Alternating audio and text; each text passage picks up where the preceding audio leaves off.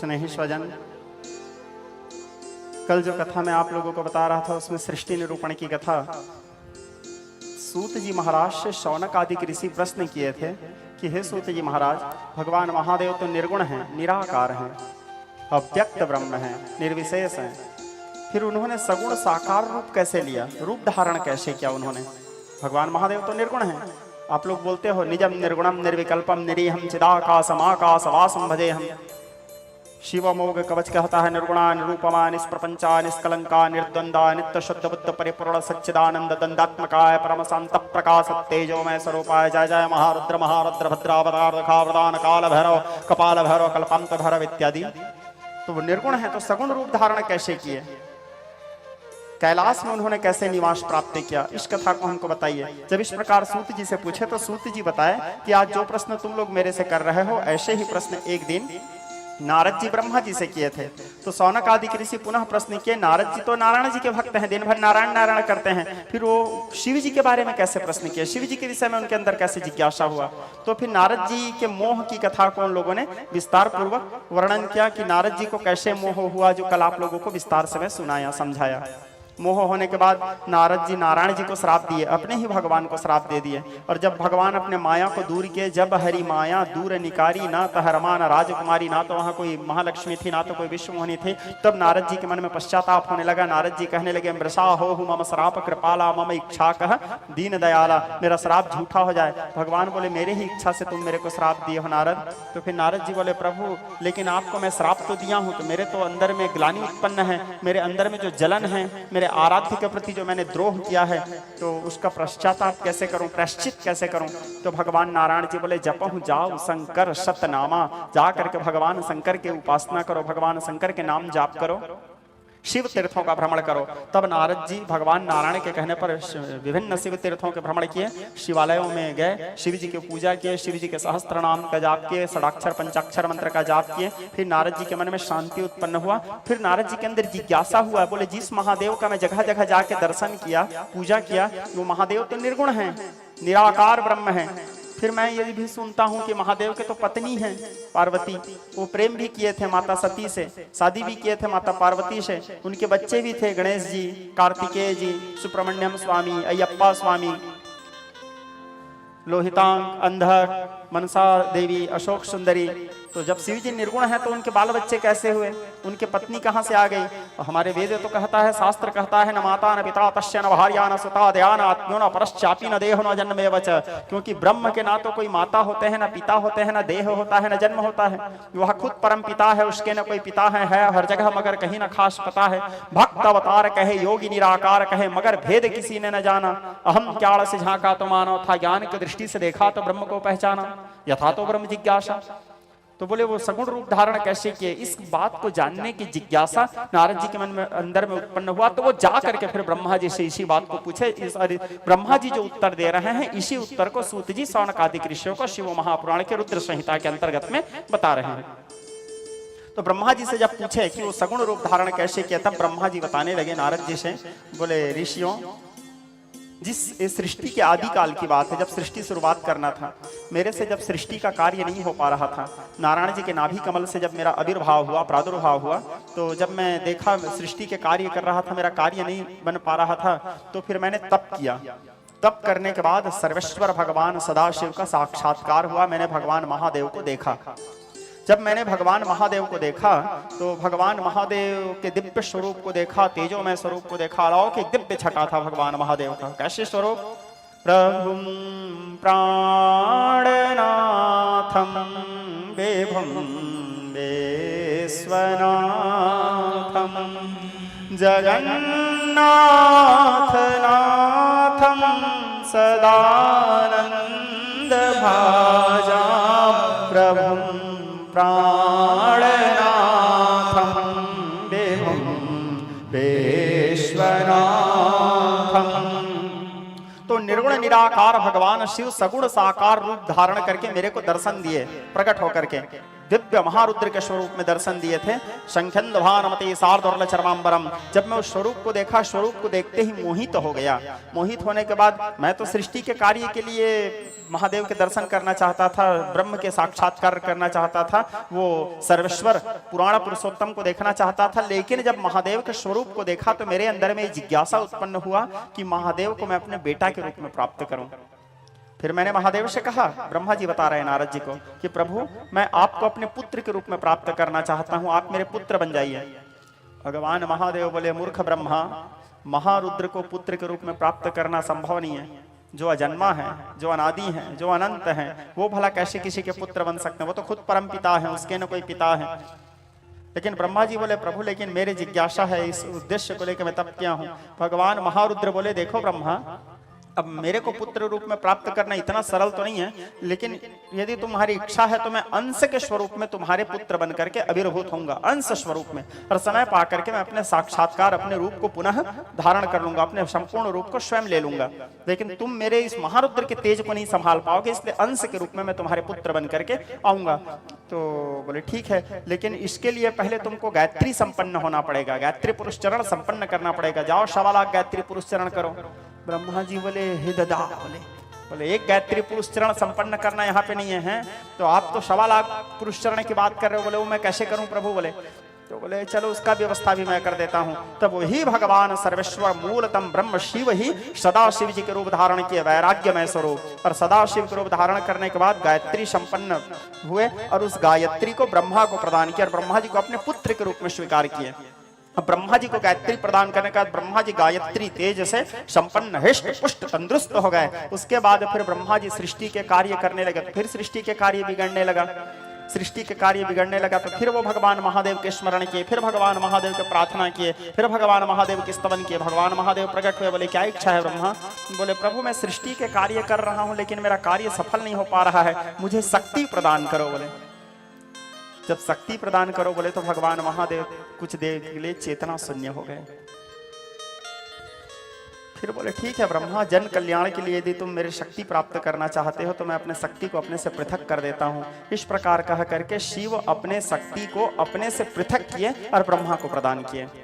अब शक्ति प्राप्त करने के बाद ब्रह्मा जी शक्ति संपन्न हो गए। शक्ति संपन्न होने के बाद अब महादेव से तो शक्ति पृथक हो गए हैं। तो जैसे महादेव से शक्ति पृथक हुए, महादेव वैराग्य में रूप धारण कर लिए, पूरे शरीर में भस्मादि लेपन किए, मुंडमाला धारण किए। क्योंकि मैं अपनी कथा के दरमियान में आप लोगों को बताया हूं, शक्ति है तो शिव है, शक्ति के बिना तो शिव भी सब मात्र हैं। लेकिन सृष्टि के कार्य के लिए, कल्याण के लिए, आप और हम सब के हित के लिए भगवान महादेव अपने शक्ति अपने से पृथक करके ब्रह्मा जी को दिए। फिर ब्रह्मा जी सृष्टि के कार्य किए। जो सृष्टि कैसे बना कल आप लोगों को मैं बताया था।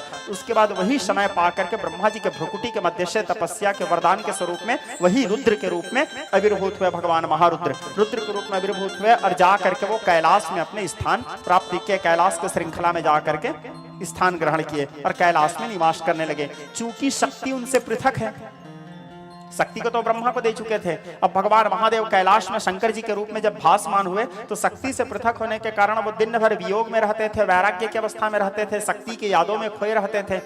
शक्ति के बिना नारायण जी देखते थे भगवान शंकर को, नारायण जी विचार करते थे मैं तो लक्ष्मी के साथ हूं ही, ब्रह्मा भी सावित्री के साथ है ही, लेकिन भगवान शंकर अकेले बैठे हैं, इनके जोड़ी नहीं है, इनको भी शक्ति, इनके शक्ति इनको पुनः वापस दिलाने के लिए कुछ तो करना पड़ेगा। तो फिर ब्रह्मा जी को नारायण जी बोले कुछ उपाय करो। तो ब्रह्मा जी के जो पुत्र थे उनका नाम था दक्ष।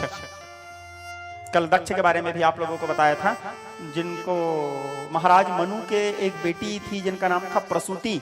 दक्ष का विवाह प्रसूति के साथ करवाया गया था।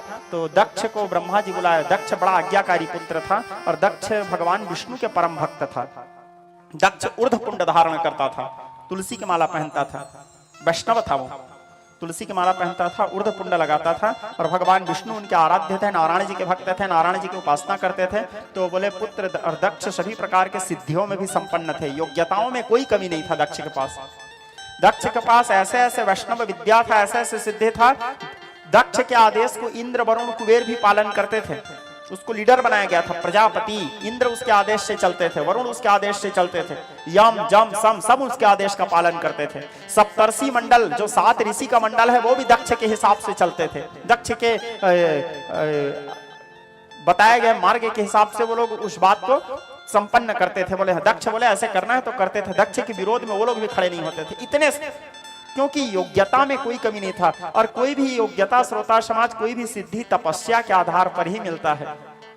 जितना अपने आप को तपाओगे उतना सिद्धि संपन्न होगे, उतना शक्ति संपन्न होगे, क्योंकि तपस्या का ताकत ही मुख्य है। गोस्वामी तुलसीदास जी लिखते हैं मानस में, तप बल रचई प्रपंच विधाता, तप बल विष्णु सकल जगत्राता, तप बल रुद्र करहि संहारा, तप बल शेष धरहि महिभारा। तपस्या के ताकत से ही ब्रह्मा जी सृजन का कार्य करते हैं, विष्णु जी पालन का कार्य करते हैं, रुद्र संहार का कार्य करते हैं। यानी बल प्राप्ति तपस्या से ही मिलता है। जितना हम अपने आप को तपाएंगे उतना सिद्धि साधना संपन्न होंगे। तो दक्ष इतने तपस्या कर चुके थे, इतने क्रियाओं को संपन्न कर चुके थे, सभी प्रकार के शक्तियों से संपन्न थे। तो दक्ष के योग्यता को देख करके ब्रह्मा जी बोले एक काम करो दक्ष, जाओ तुम जगदम्बा की उपासना करो, आदि शक्ति की उपासना करो, सर्वेश्वरी भगवती शिवा के तपस्या करो। और शिवा के तपस्या करने के बाद जब भगवती तुम्हारे ऊपर प्रसन्न होकर के प्रकट हो जाए तो भगवती से वरदान मांगना कि वो भगवती तुम्हारे बेटी बन करके जन्म ले। तो जब शक्ति बेटी बन करके जन्म लेगी तो समय पा करके जब वो युवावस्था को प्राप्त करेगी तो वही शक्ति को तुम शिव को प्रदान कर देना, जिससे शिव और शक्ति जो पृथक हो गए हैं फिर से दोनों मिल जाएंगे। दक्ष बोले ठीक है पिताजी। इस प्रकार कह करके दक्ष भगवती के तपस्या करने के लिए चले। अब दक्ष नवारण मंत्र के जप करने लगे और भगवती के कठोर तपस्या करने लगे। नमस्ते रुद्र रूपण्य, नमस्ते मधुमर्दनी, नमः कैटभारण्य, नमस्ते महिषार्दनी, नमस्ते सम्महन्ये जन संभासुरघातनी, जागृतं हि महादेवी जपम सिद्धि कुरुशनय, अहंकारे सृष्ट रूपापय, अहंकारी प्रतिकालिका, क्लिंकारी काम रूपे बीज रूप नमस्तुते, चामुंडा चंडघाती चंकारी वरदायिनी। अनेक प्रकार की स्तुतियों से, अनेक प्रकार के स्तवनों से, भगवत स्तोत्रों से भगवती की उपासना करने लगे। अभी हमारे प्रिय पुत्र बेटा दिनेश ठाकुर के यहाँ जब देवी भागवत हुआ था तो वहाँ के कार्यक्रम में आप लोगों को रोज भगवती के अनेक प्रकार की स्तुतियों को सुनाया जाता था। चूंकि देवी भागवत था तो रोज अलग अलग भगवती के मंत्र, वहाँ हमारे ब्राह्मण बालक, हमारे शिष्य लोग भी थे, आपको अनेक प्रकार के मंत्र श्रवण करवाते थे। तो अनेक प्रकार की उपासना करते हुए भगवती की कठोर तपस्या करने लगे। उनके तपस्या चरम सीमा में पहुंचे। अंततो गत्वा उनकी तपस्या सफल हुआ और दक्ष के सामने में सर्वेश्वरी मूलतम प्रकृति भगवती शिवा प्रकट हुई। जब भगवती शिवा प्रकट हुई, क्या अलौकिक सौंदर्य भगवती जगदम्बा के। शोहन बलतन सुंदर सारे, जगत जननी अतुलित छवि भारी। जगदम्बा उनके सामने प्रकट हुए। जगदम्बा के स्वरूप को, उनके लावण्य को, उनके रूप को, उनके माधुर्य को देख करके दक्ष उनके प्रार्थना करते हुए कहने लगे, जगदम्बा माँ सुख दुख निवारणी, हे सर्व मंगल कारिणी, हे चंड मुंड विदारिणी, तो शुम निशुम संहारिणी, हे महिष दानव मर्दनी, काली है तू ही कपालिनी, हे माँ तो श्रेष्ठ सृजन करे, तो ही दानवों का दलन करे, दुर्गा तो ही लक्ष्मी, तो ही सरस्वती का स्वरूप है, कण कण में तो ही समाई है, तो ही छाव है, तो ही धूप है, हे चिंत पूर्णि नमस्तुते, हे ज्वाला देवी नमस्तुते, चामुंडा देवी नमस्तुते, माँ शेरवाली नमस्तुते, माँ सुख दुख निवारिणी, हे सर्व मंगल कारिणी। जगदम्बा सर्वेश्वरी भगवती शिवा के स्तवन करने लगे। भगवती के स्तवन के दक्ष प्रजापति भगवती के प्रार्थना किए। भगवती दक्ष से कहे, पुत्र क्या इच्छा है तुम्हारा? पुत्र मेरे तपस्या के उद्देश्य। दक्ष कहते हैं, माँ मैं आपको अपने पुत्री के रूप में प्राप्त करना चाहता हूं जगदम्बा। मेरी पत्नी जगन माता के माता बनना चाहती है। अब भगवती के जन्म होने के बाद दक्ष तो जैसे दक्ष के यहाँ जन्म हुआ, सारे ऋषि मुनि लोगों को पता चला कि आदि शक्ति का जन्म हुआ है। ऋषि मुनि लोग विचार करने लगे, महात्मा लोग विचार करने लगे, जिस भगवती सर्वेश्वरी भगवती शिवा की उपासना करते करते, साधना करते करते हम लोग थक जाते हैं, जिसके एक झांकी का दर्शन नहीं हो सकता, वो भगवती स्वयं दक्ष की पुत्री बन करके जन्म ली है, चलो जा करके दर्शन करेंगे। इस प्रकार विचार को लेकर के सारे ऋषि मुनि लोग आ करके जगदम्बा के दर्शन करने लगे। देवता लोग दक्ष के घर में आ करके जगदम्बा के दर्शन करने लगे और अपने जीवन को धन्य करने लगे।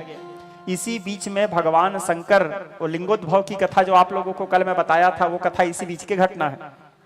भगवान शंकर के द्वारा भगवान ब्रह्मा के पंचम मुख का भेदन हुआ था। भगवान शंकर भगवान ब्रह्मा जी के 5वां सिर को काटे थे। मैं आप लोगों को बताया था ब्रह्मा जी के पहले 5 सिर हुआ करते थे।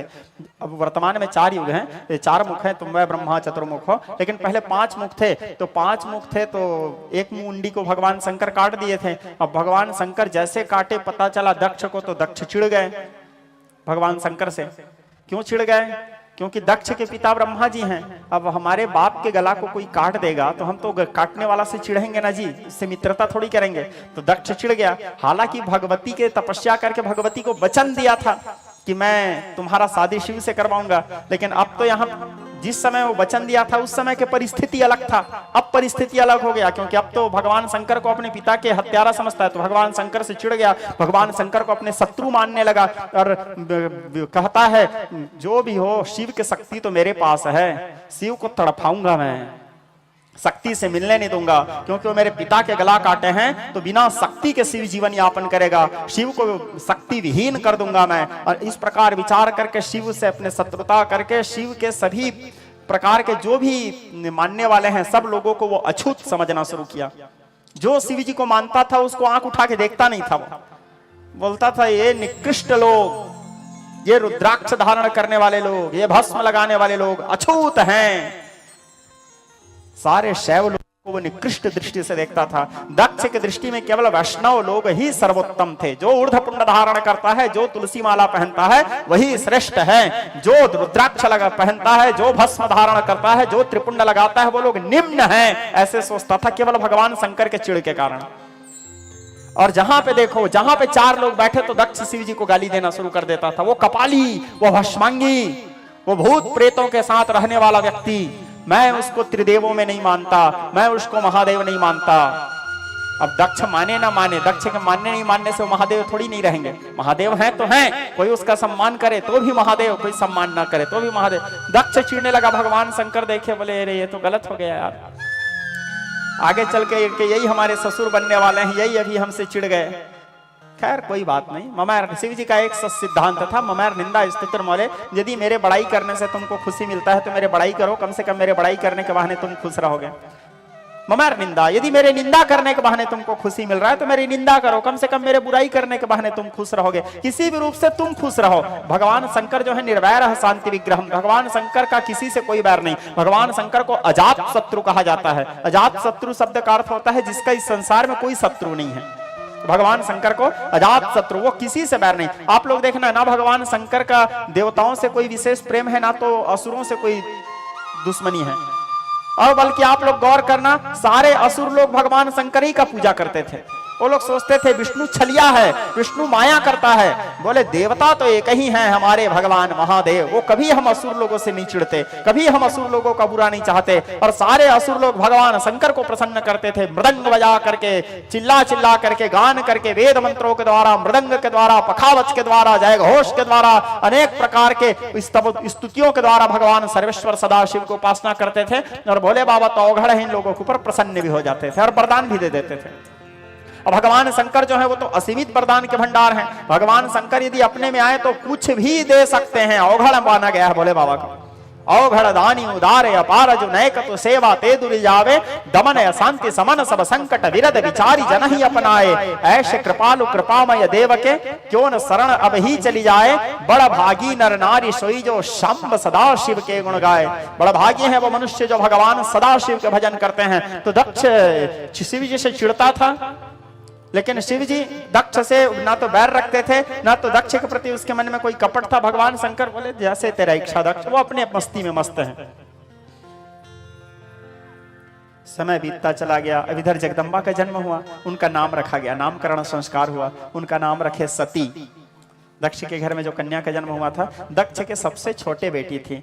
स्वाभाविक है पिता का बेटी के प्रति थोड़ा विशेष, पुत्र और पुत्री यदि 2 हैं तो पिता का स्नेह पुत्री के प्रति ज्यादा होता है और माता का स्नेह पुत्र के प्रति ज्यादा होता है। तो दक्ष विशेष करके माता, और दक्ष जानता था ये तो स्वयं आदि शक्ति है, तो दक्ष विशेष प्रेम करते थे भगवती से, विशेष स्नेह था जगदम्बा के प्रति।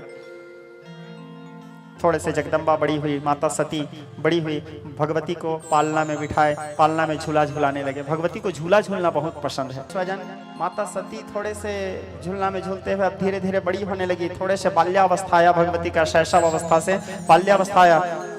भगवती सती को बचपना से ही शिव के नाम से ही दूर रखा गया था, क्योंकि दक्ष ये चाहता था कि ये इसको शिव के बारे में, इसके साथ कोई बात ही मत करे, ये शिव को जाने ही नहीं। लेकिन नियति में, प्रारब्ध में जिसको जहां मिलना रहेगा वो वहां जाके मिलेगा ही। श्रोता समाज, कोई रोकने का लाख कोशिश करे।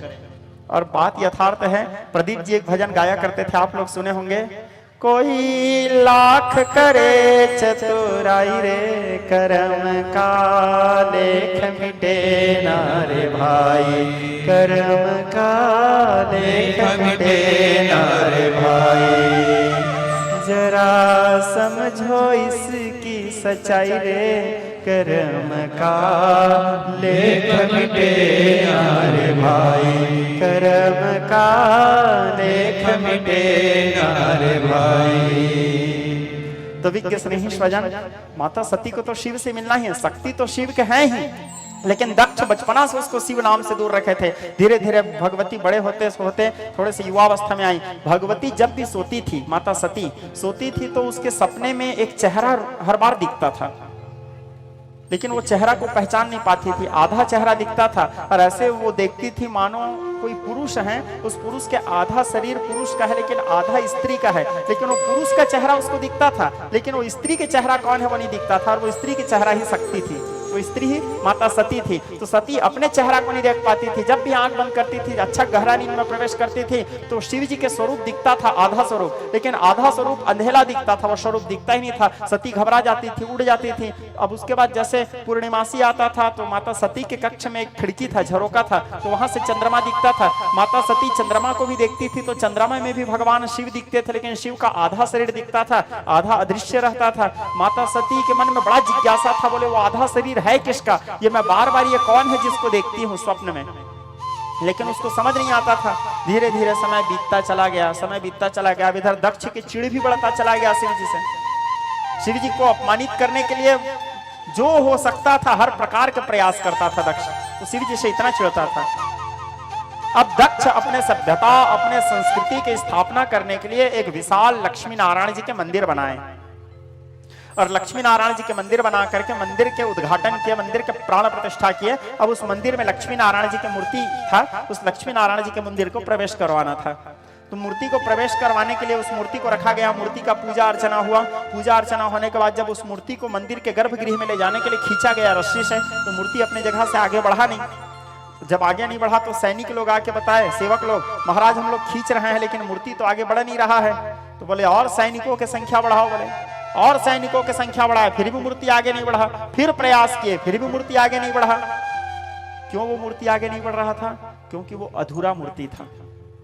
लक्ष्मी नारायण जी के जो आप लोग स्वरूप देखते हो, शेष सैया में भगवान जो शयन किए रहते हैं, आप लोग चित्र में देखे होंगे या मूर्ति देखे होंगे, पद्मनाभ मंदिर के स्टेचू देखे होंगे, मूर्ति देखे होंगे, तो भगवान का जो वास्तविक स्वरूप है लक्ष्मी नारायण जी के शांताकारम भुजगशयनम पद्मनाभम सुरेशम वाला, तो उसमें शेष नांग ऊपर सहस्त्र फणा फैलाए हैं, महालक्ष्मी पैर दबा रही है और नारायण जी सोए रहते हैं। नारायण जी एक हाथ को ऐसे नीचे से शेष के जो सैया रहता है उसमें एक हाथ नारायण जी का ऐसे रहता है, और जहां पे हाँ नारायण जी का हाथ ऐसे रहता है उसके नीचे में शिवलिंग रहता है, तभी वो मूर्ति पूर्ण कहलाएगा। और यदि वो मूर्ति पूर्ण नहीं, मतलब यदि शिवलिंग नहीं है तो मूर्ति अपूर्ण रहेगा। मेरे अहिवारा में लगभग 3 वर्ष हो गया, 3 वर्ष पूर्व लक्ष्मी नारायण महायज्ञ हुआ था, उसमें मूर्ति स्थापना हुआ था। आप लोग मूर्ति देखे होंगे, लक्ष्मी नारायण जी की मूर्ति स्थापित था, नीचे में नारायण जी शिव जी विद्यमान है। तो शिव जी रहेंगे तभी, और शिव जी यहाँ नारायण जी सोए हैं, और नाभि कमल में ब्रह्मा, यानी त्रिदेव एक साथ, ब्रह्मा विष्णु और महेश। लेकिन दक्ष क्या है, ब्रह्मा जी तो थे, लक्ष्मी जी भी थी, नारायण जी भी थे, शेषनाग भी थे, लेकिन वो शिवलिंग की जगह को खाली करवा दिया था। बोले भगवान शंकर होना नहीं, उसको शिव जी से इतना चिढ़ था। अब वो शिव जी नहीं थे तो मूर्ति नारायण जी अंदर जा नहीं सकते थे। कल जब आप लोगों को मैं कथा बता रहा था तो कल के कथा में आप लोगों को स्पष्ट बोला था, शिव द्रोही मम दास कहावा, सो नर सपने हूं मोहि नहीं पावा। जो व्यक्ति भगवान शंकर से द्वेष करके नारायण को पाना चाहेगा वो नारायण को कभी नहीं पा सकता। नारायण के भक्ति, नारायण के प्रेम, नारायण की कृपा को कभी प्राप्त नहीं कर सकता। नारायण की भक्ति प्राप्त करना है तो शिव जी के चरणों की सेवा करना पड़ेगा ही, और शिव जी की कृपा प्राप्त करना है तो नारायण जी की सेवा करना पड़ेगा। ये दोनों एक दूसरे के पूरक हैं। कल आपको इस कथा को विस्तार से समझाया हूं। अब दक्ष बिना शिव जी को उसको खींच रहा था तो अंदर जा नहीं रहा था। तो सेवक लोग आकर तो दक्ष बोले शायद नारायण जी प्रसन्न नहीं हुए हैं, नारायण को और प्रसन्न करने के लिए मैं और यज्ञ करूंगा। और यज्ञ करने के लिए नारायण जी को सबसे प्रिय है पारिजात का पुष्प। नारायण जी के प्रिय पुष्पों में सबसे प्रिय तो ऐसे कमल का पुष्प है नारायण जी को, और पत्रों में नारायण जी को सबसे प्रिय पत्र है तुलसी पत्र। नारायण जी के लिए सबसे प्रिय पुष्प है कमल और सबसे प्रिय पत्र है तुलसी। शिव जी को सबसे प्रिय पुष्प है नील कमल, वो बहुत दुर्लभ है। और आप लोग जिसको नील कमल बोल करके लाते हो वो नील कमल नहीं है, वो उसको क्या बोलते हैं, बरुंडा जानते हो ना, कुमुदनी। कुमुदनी है, हम लोग उसको नील कमल मान लेते हैं। नील कमल नहीं, नील कमल कमल जैसे ही दिखता है लेकिन वो नीला रहता है। नील कमल भगवान महादेव को अत्यंत प्रिय है। और शिव जी के अत्यंत प्रिय पत्र है बिल्व पत्र, शमी पत्र, ये सब शिव जी को। धतूरा है, कणेर है, पुणहर का पुष्प है, और आंख, ये भी भगवान महादेव को प्रिय है। और नारायण जी को तुलसी है, कमल है, पारिजात है। शिव जी को पलाश का पुष्प अत्यंत प्रिय है। पलाश यानी जानते हो ना, क्या बोलते हैं उसको, फरसा। हाँ, फरसा फूल भगवान महादेव का माता को अत्यंत प्रिय है। बसंत ऋतु में खिलता है वो। तो भगवान नारायण को प्रिय है पारिजात। पारिजात समुद्र मंथन से निकला था पारिजात जो है, तो पारिजात नारायण जी में चढ़ाना है उस यज्ञ को करने के लिए। पारिजात यहाँ पे थानी दक्ष के पास वो सरस्वती नदी के किनारे था। तो माता सती आती है और सती आकर के दक्ष प्रजापति से कहती है, पिताजी यदि आपका आदेश हो तो पारिजात पुष्प लेने के लिए मैं जाऊं। दक्ष प्रजापति कहते हैं, बेटी आज तक तू महल से कभी बाहर निकली नहीं थी, मैं तेरे को कैसे भेज दूं बेटी पारिजात पुष्प के लिए। बोले पिताजी नारायण जी के सेवा के लिए कम से कम यदि मेरे भी कुछ सहयोग हो जाए मैं भी अपने जीवन को धन्य समझूंगी। कम से कम नारायण जी के लिए पुष्प लाने का अवसर मुझे प्रदान करो पिताजी। अपने पिताजी से अनुमति मांगे। तो अब उनके पिताजी नारायण जी का बात था तो बोले जाओ बेटी, कुछ सखियों को साथ में भेज दिए और कुछ सखियों के साथ उनके सती के जो बड़ी बहन लोग थे जैसे माता अदिति हैं, इन लोगों को भेजे जाओ सती के साथ, क्योंकि सती से बहुत प्रेम करते थे। माता सती, दीति, अदिति, रोहिणी आदि को साथ में लेकर के अपने सखियों के साथ पारिजात पुष्प लेने के लिए सरस्वती नदी के किनारे पहुंचे। सरस्वती नदी के किनारे पारिजात पुष्पों का चयन कर रही थी, एक एक करके पारिजात पुष्प चयन कर रही थी। अचानक सती के सामने एक तितली आया। तितली आकर के, बड़ा सुंदर तितली था, मंडराने लगा। सती उस तितली को देख करके मंत्र मुग्ध हो जाती थी। मंत्र मुग्ध हो जाने के बाद सती देखी उस तितली को, वो तितली उड़ते उड़ते उड़ते उड़ते सरस्वती नदी के तट में गया। सरस्वती नदी के तट में गया तो सती भी उस तितली के पीछे पीछे सरस्वती नदी के तट में गया। अचानक सरस्वती, वो तितली दिखना बंद हो गया। दिखना बंद हो गया तो सती को वहां पे कमल का पुष्प दिखा। कमल के पुष्प में जो पत्ते रहते हैं, क्या पुरीन पत्ता दिखा। तो कमल के पत्ते में एक रुद्राक्ष का माला था, एक नग रुद्राक्ष का माला। सती अपने जीवन में पहली बार रुद्राक्ष माला देखी है, क्योंकि सती को शिव से रिलेटेड सारे चीजों से पृथक रखा गया था ताकि वो देखे ही ना, शिव के बारे में जाने ही ना। पहली बार रुद्राक्ष को देखी। स्वतः सती के अंदर में उस रुद्राक्ष के प्रति आकर्षण होने लगा। शक्ति है तो शिव की चीजों से आकर्षण तो होगा ही, आकर्षण होने लगा। वो भगवान शंकर के भुजा का टूटा हुआ रुद्राक्ष था। एक बार भगवान शंकर ध्यान की अवस्था में बैठे थे, अचानक अभी थोड़ा टाइट हो गया था तो भगवान शंकर ऐसे हाथ को अचानक हिलाए तो वो उनके भुजा का रुद्राक्ष टूटा हुआ था। वो गिरते गिरते गिरते गिरते सरस्वती नदी में बहते बहते वहां तक पहुंचा था। जैसे उसको देखी सती को आकर्षण होने लगा। जब आकर्षण होने लगा रुद्राक्ष को उठाई, अपने हाथ में ली। पहली बार सती शिव के कोई चीज को अपने हाथ में ली है। प्रेम होने लगा सती को रुद्राक्ष से। उनके जो बहन लोग थे आए, आकर के कहे सती क्या पकड़ी है। बोले समझ नहीं आ रहा है दीदी, लेकिन बहुत सुंदर है, क्या है, बीज है। बोले इसको छोड़ दो सती, ये हमारे वैष्णव लोगों के लिए इसको निषेध माना गया है। वैष्णव लोगों के लिए इसको निषेध माना गया है, ये हमारे लिए उचित नहीं। हमारे पिताजी के सभ्यता संस्कृति में इसको हम लोग निम्न मानते हैं। सोचो इतने शासन है, वो भगवान महादेव का हर चीज को निम्न मानता था, इतना चिढ़ता था भगवान से।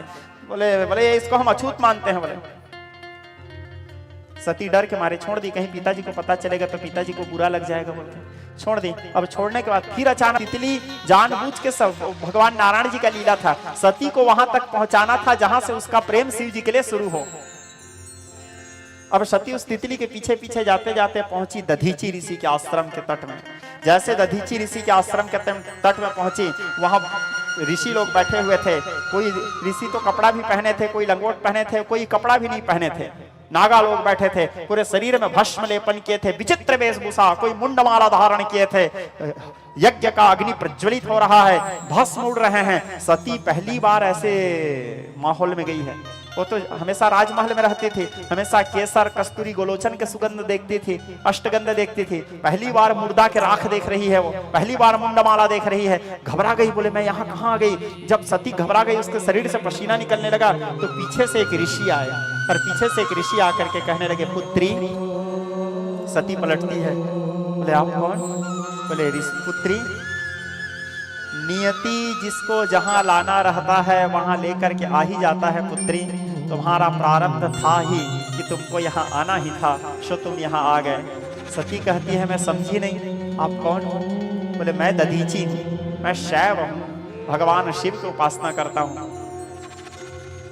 बोले यहाँ जो बैठे हैं ये लोग कैसे कपड़ा भी नहीं पहने हैं? बोले ये सब शिव के उपासक हैं देवी। हे पुत्री, यही तो सत्य है जो तुम देख रहे हो।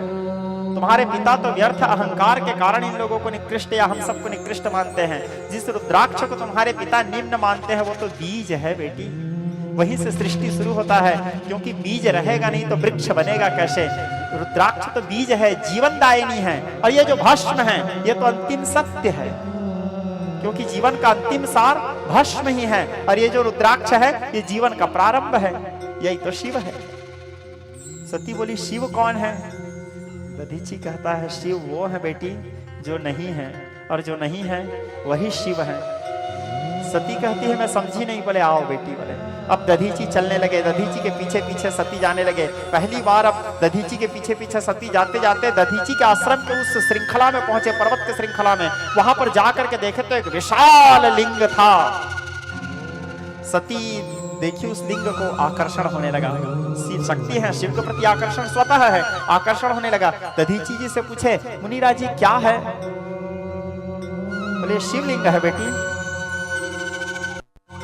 बोले मैं समझ नहीं रही हूँ। दधीची कहता है पुत्री तुम्हारे पिता मैं जानता हूं तुम यहाँ पारिजात पुष्प के लिए आए हो, वो तो खैर मेरी धर्म पत्नी तुमको दे देगी, हमारे पास बहुत सारा है। लेकिन तुम्हारा यहाँ आना लिखा ही था, क्योंकि तुम्हारे पिता तुमको शिव से अलग रखे थे बेटी, और तुमको शिव को जानना ही था, तुमको तो शिव से मिलना ही था। तुम्हारे पिता का जो मूर्ति स्थापना कर रहे हैं वो मूर्ति स्थापना नहीं हो पाएगा पुत्री, क्योंकि अपूर्ण मूर्ति कभी गर्भगृह में प्राण प्रतिष्ठा नहीं हो सकता। सती कहती है अपूर्ण मूर्ति? बोले हाँ पुत्री, तुम्हारे पिता जिस मूर्ति को प्रतिष्ठित करना चाह रहे हैं गर्भगृह में वो मूर्ति अपूर्ण है।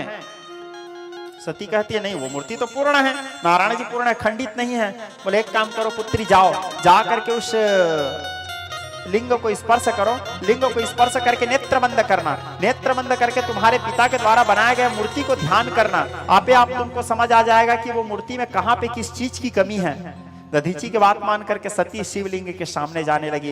जैसे जैसे सती शिव के समीप पहुंचने लगी, देवता लोग बड़े प्रसन्न होने लगे, नारायण जी प्रसन्न होने लगे, क्योंकि आज पहली बार शक्ति शिव के समीप जा रही है। पहली बार आज शक्ति और शिव आमने सामने होने वाले हैं। हालांकि प्रत्यक्ष सगुण साकार शिव नहीं, लेकिन शिवलिंग के समीप पहुंचने लगी। जैसे जैसे जाने लगी सती का आकर्षण प्रेम और बढ़ने लगा। पहुंची शिव जी के पास, जा करके शिवलिंगों को स्पर्श की। जैसे शिवलिंगों को स्पर्श की सती के शरीर का तापमान बढ़ गया, पूरे शरीर से पसीना निकलने लगे, सती के शरीर में घबराहट होने लगा, और आप ही आप देवता लोग आकाश मार्ग से जय घोष करने लगे, क्योंकि पहली बार शक्ति शिव को स्पर्श की है जन्म लेने के बाद।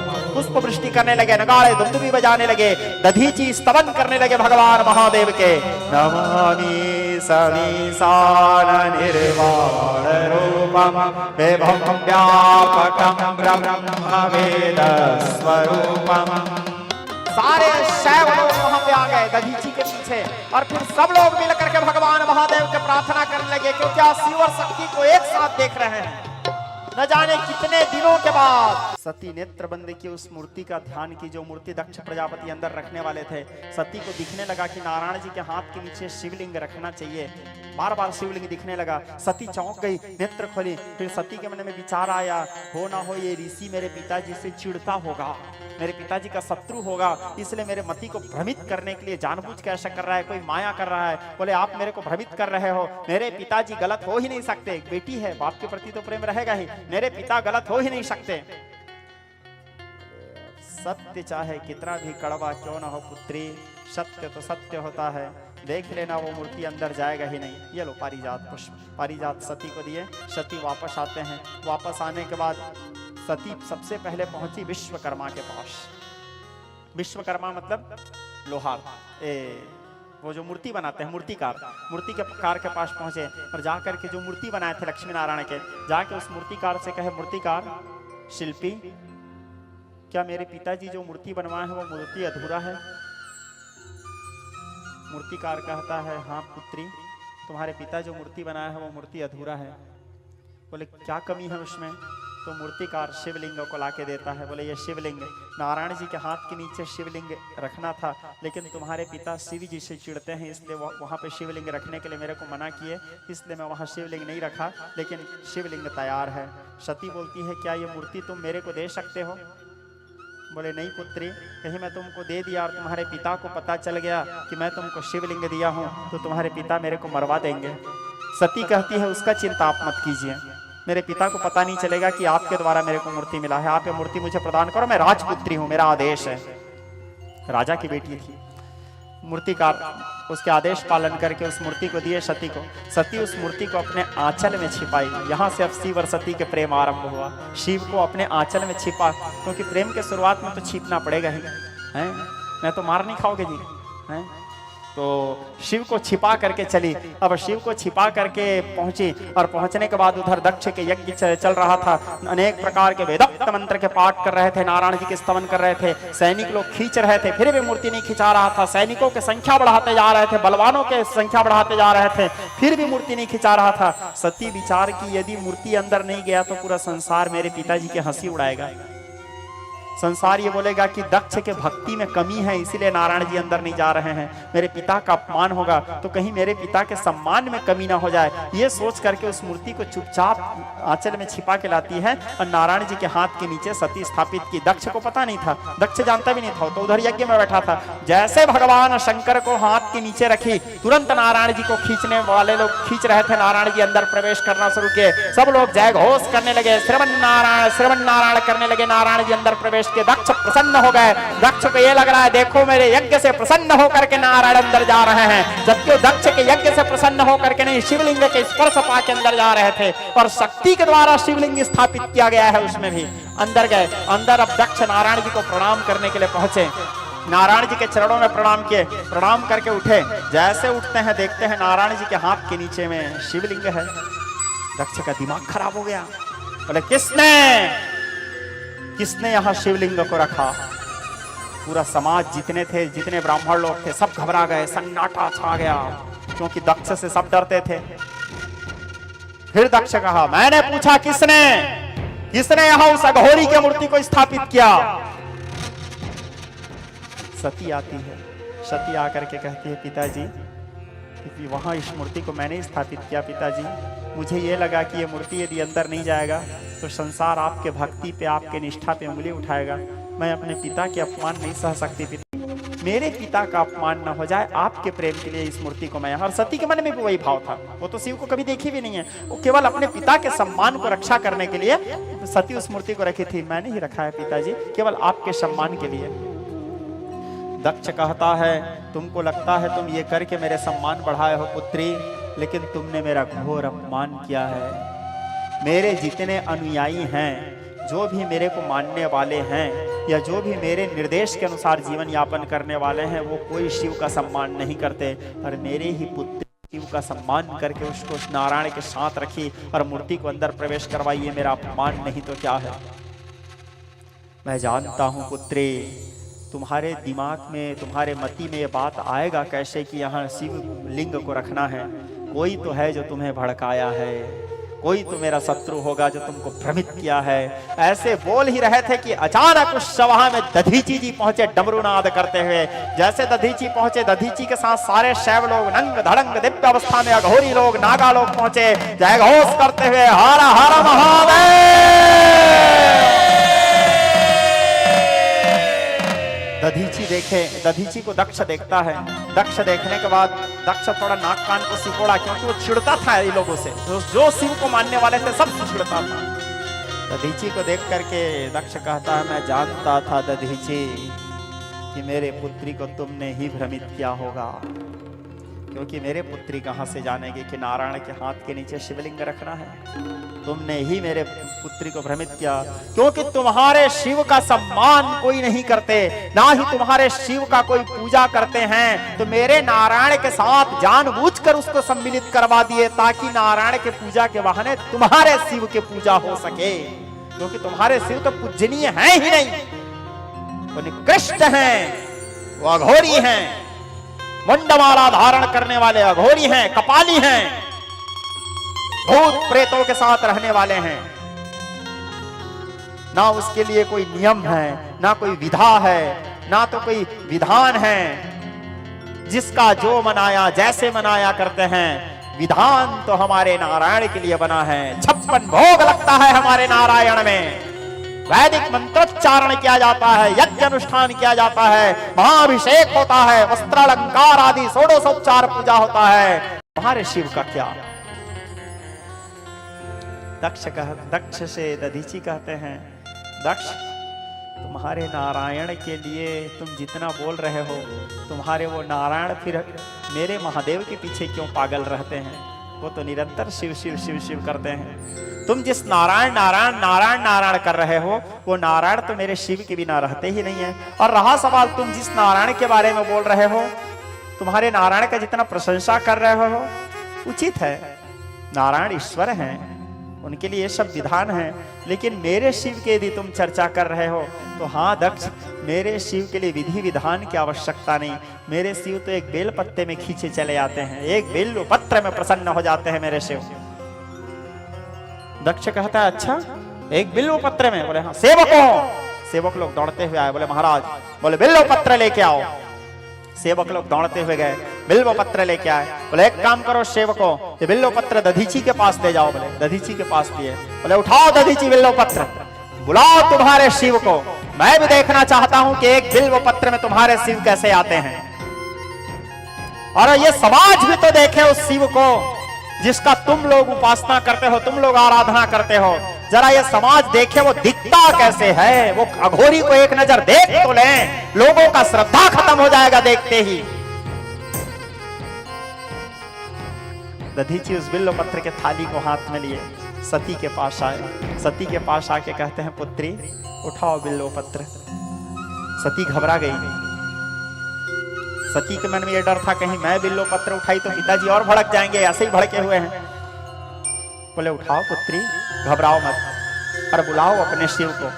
दधीची क्या शब्द बोले? बुलाओ अपने शिव को, क्योंकि शक्ति तो है ही।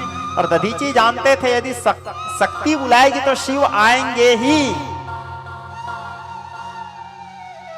सती बिल्व पत्र उठाई।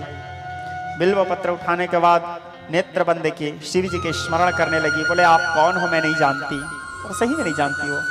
बोले आप कौन हो मैं नहीं जानती। लेकिन यहाँ पर दधीची जी कह रहे हैं मुनिराज कि आप एक बिल्व पत्र में खींचे चले आते हो, मेरे को आता भी नहीं कि आपको बुलाते कैसे हैं, लेकिन मैं भी देखना चाहती हूँ आप दिखते कैसे हो। आओ शिव। जैसे शिव जी को बुलाई, शिव जी नहीं आए। दक्ष हंसने लगा। दक्ष चिल्लाते हुए हंसते हुए दधीची से कहता है, दधीची मैंने कहा था ना दधीची, वो शिव तो मेरे पास आने के लिए डरता है। सोचो क्या अहंकार दक्ष का। बोले डरता है मेरे से वो, उसको ये घबराहट है कि मैं दक्ष का सामना कैसे करूंगा, दक्ष के बनाए हुए नियमों का मेरे राजमहल में वो आएगा कैसे। यहां तो बड़े बड़े विद्वान हैं, ज्ञानी जन हैं, विज्ञ लोग हैं। दधीची फिर सती के पास आए और फिर सती के पास आके कहते हैं, पुत्री घबराओ मत पुत्री, हृदय से पुकारो, वो आएंगे जरूर। सती की आंखों में आंसू आया, आंख भर गया। आंख भरने के बाद आंख खोली, आंख से आंसू थोड़ा सा नीचे आया। जैसे सती की आंख से आंसू नीचे आया, उस सभा में आप पूरा सभा भस्म ध्वलित होने लगा, पूरा सभा भस्म उड़ने लगा। आप ही आंसू सभा में दिव्य प्रकाश पुंज फैलने लगा। सती की आंख में आंसू आने मात्र से प्रकाश पुंज फैलने लगा। आप ही आप उस सभा में डमरू के नाद गूंजने लगे, डमट डमट डमट डमट डमरे एवं डमरू गूंजने लगे। आप ही आप उस सभा में ओंकार ध्वनि गूंजने लगा। दक्ष घबरा गए, बोले ये सब आवाज कहां से आ रहा है। फिर सती की आंखों से आंसू उनके गालों तक आया। आप ही आप उस सभा में भगवान सर्वेश्वर सदाशिव के चरणारविंद दिखने लगे, गुलाबी गुलाबी चरण कमल जिसमें भगवान पादुका पहने हुए हैं, पैरों में कड़ा सुशोभित है, चांदी के कड़ा लगाए हुए हैं भगवान। उस पैर दिखने लगा, सती देखी, भगवान महादेव के पैर दिखने लगा। उसके बाद जैसे सती की आंखों से आंसू इधर धीरे धीरे नीचे गिरने लगा, महादेव के ऊपर धीरे धीरे शरीर दिखने लगा, घुटना दिखने लगा, कमर दिखने लगा, हृदय दिखने लगा। फिर जैसे सती के आंख से आंसू के बूंद जमीन में गिरता है, भगवान सर्वेश्वर सदाशिव के मुखमंडल दिखने लगा। आप ही आप सभा में जय घोष होने लगे, सब जयकार ध्वनि करने लगे, हर हर महादेव।